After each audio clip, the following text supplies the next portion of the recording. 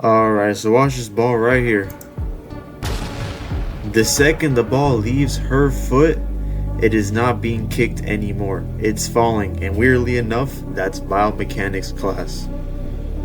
Today we're breaking down the soccer kick using projectile motion, because the moment that ball's in the air, it's a projectile, and gravity is the only thing in charge.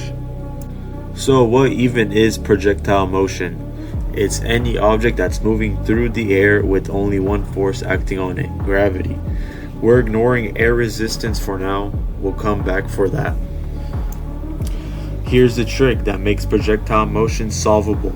If you split it into two pieces, horizontal and vertical, they completely ignore each other. Horizontally, no force, so the ball cruises at a constant speed, and vertically, gravity is pulling it down at 9.81 meters per second squared the entire time. Mathematically, that looks like this. Horizontal velocity is v naught times cosine theta, just a constant. Vertical velocity is v naught sine theta minus gt, which means it slows down, stops at the peak, and then speeds back up on the way back down. And from those, we can pull out three things we actually care about as soccer players: how long the ball's in the air, how high it gets, and how far it travels.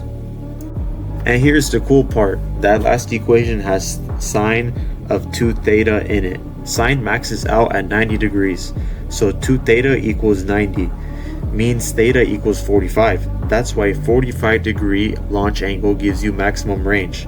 It's baked into the math cake. Okay, bringing it back to the field, this is the footage they shot earlier, and we can see here of our in-step drive.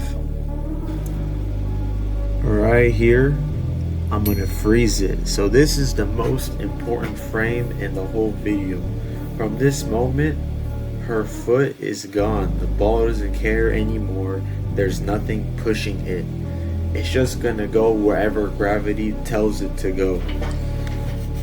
And the actual wild thing is, the entire flight path, every meter and every second of it, is actually just decided by only two numbers: the launch velocity, which is the v naught, and the launch angle, which is theta. Those are the two variables, and that is the whole kick.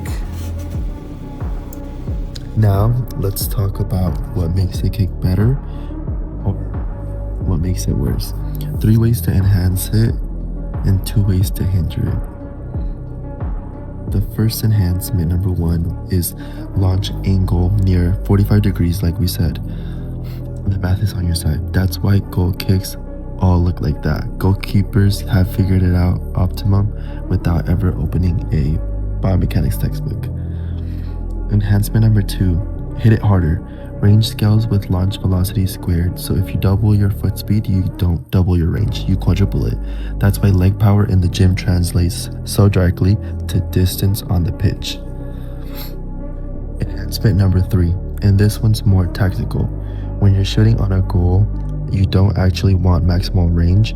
You want the ball there as fast as possible. A low-driven shot at a 15 to 20 degrees cuts the flight time roughly in half compared to a lofted ball, which gives the goalkeeper way less time to react. One way to hinder it is angles above 70 degrees.